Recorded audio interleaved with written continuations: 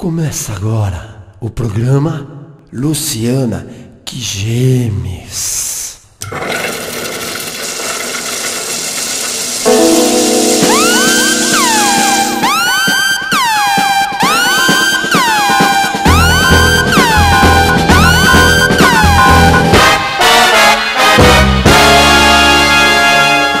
Oi, gente, tá começando mais um programa Luciana que Gemes.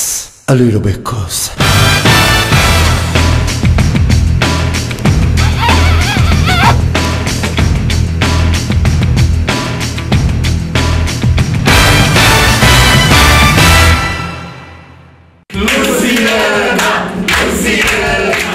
Hoje a gente vai conversar com o famoso Pastor Carneiro. Vamos trazer ele até aqui.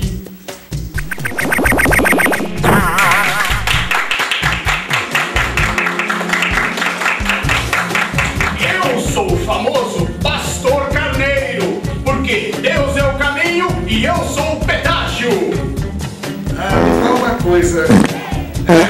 Como é que você fundou essa igreja?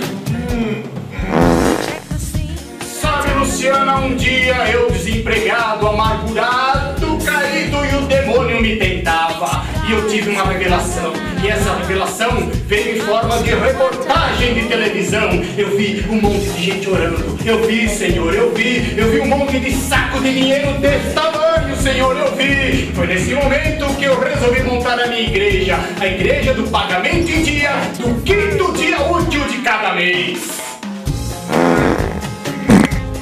Dona Luciana, a senhora está passando bem? A senhora precisa, a senhora necessita de uma bênção, amostra grátis? Não, obrigado. Não, tá tudo bem. Me fala uma coisa pra gente. Por que o senhor inventou a Bíblia em formato de carneiro?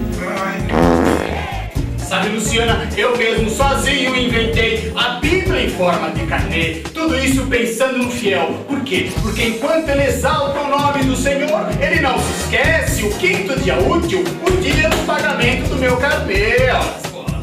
Filho da puta! Filho da puta! Filho da puta!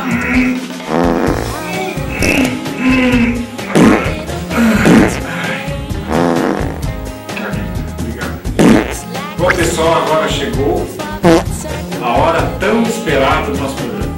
Ibibi, uá! Ibibi, uá! Ibibi, uá! Eu vou mandar esse merda pro lugar de onde ele nunca deveria ter saído.